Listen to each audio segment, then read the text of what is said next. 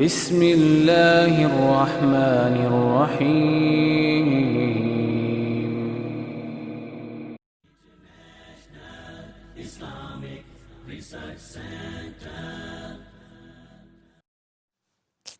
بسم اللہ الرحمن الرحیم، الحمدللہ والصلاة والسلام علی رسول اللہ۔ سکون کیسے ملے؟ ٹینشن ہے، گھر میں جھگڑے ہیں، اولاد نافرمان ہے، رزق میں برکت نہیں ہے، ہم سکون کہاں تلاش کریں؟ معزز سامعین کرام، بعض بھائیوں نے یہ سمجھا کہ زیادہ سے زیادہ مال و دولت اکٹھی کر لیں تو سکون مل جائے گا، مگر سکون نہ ملا۔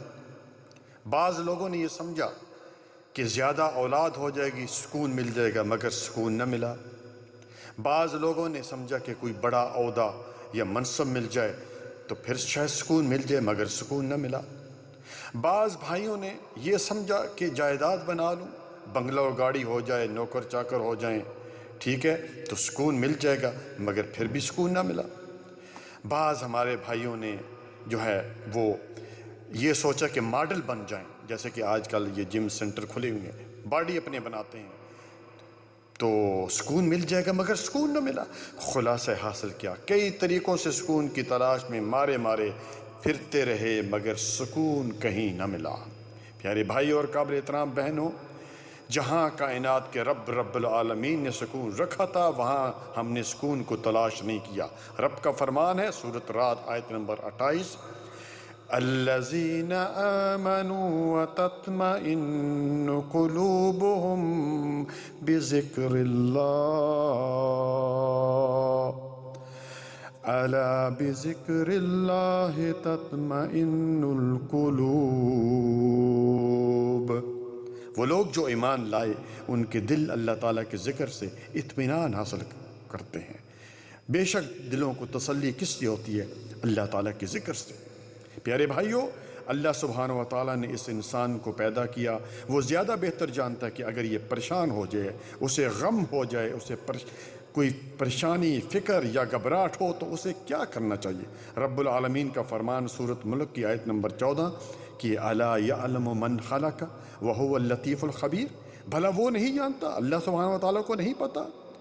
وہ ہر چیز کی اس کو خبر ہے۔ تو پیارے بھائی، رسول اللہ صلی اللہ علیہ وآلہ وسلم جب پریشان ہوتے تو کیا کرتے؟ سیدنا بلال کو حکم دیتے، ارے نا یا بلال نماز قائم کرو، اقیم الصلاۃ، نماز پڑھتے ہیں۔ میں عموماً یہ کہتا ہوں کہ اس جسم کی خوراک کیا ہے؟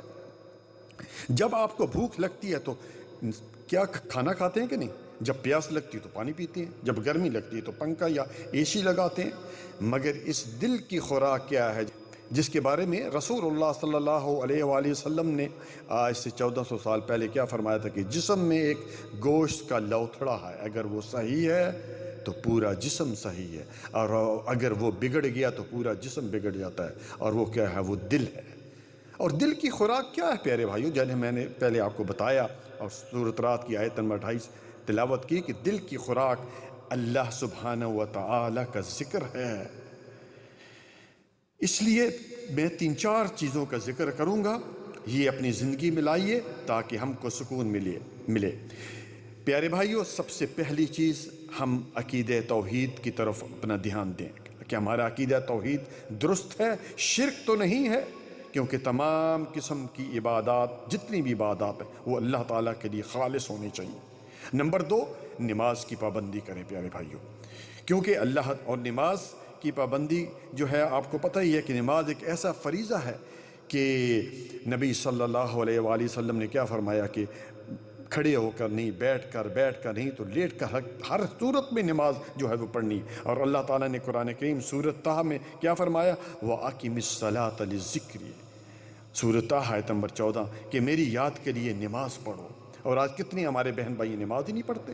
نمبر 4، اٹھتے بیٹھتے اللہ تعالیٰ کا ذکر، صبح اور شام کے اذکار، اس کو معمول بنائیں۔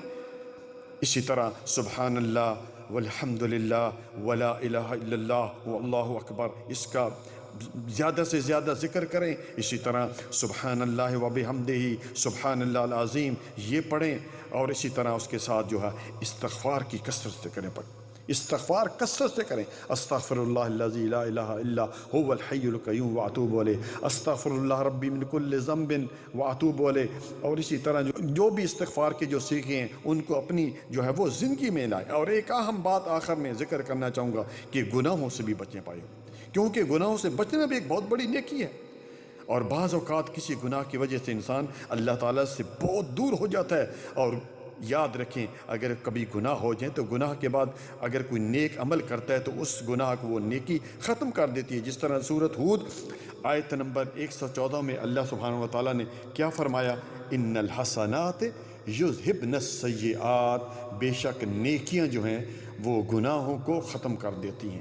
تو پیارے بھائیو، ٹینشن، فکر، اسی طرح جو ہے وہ جتنی بھی یہ چیزیں ہیں، سکون نہیں ہے، اس کے لیے جو ہے نماز کی پابندی کریں اور قرآن کریم ہر روز پڑھیں پیارے بھائیو، صرف رمضان میں نہیں. اور ایک صفحہ پڑھنے میں کتنے منٹ؟ 2 منٹ نہیں لگتے، یقین کیجیے. آپ آج سے شروع کریں، ایک صفحہ پڑھنے سے 2 منٹ جو ہے وہ نہیں لگتے اور آپ کتنی جو ہے نیکیاں سمیٹ لیتے ہیں. اللہ تعالیٰ سے دعا ہے کہ اللہ تعالیٰ ہمیں عمل کرنے کی توفیق عطا فرمائے. وجزاکم اللہ خیرا، بارک اللہ فیک. السلام علیکم ورحمۃ اللہ وبرکاتہ.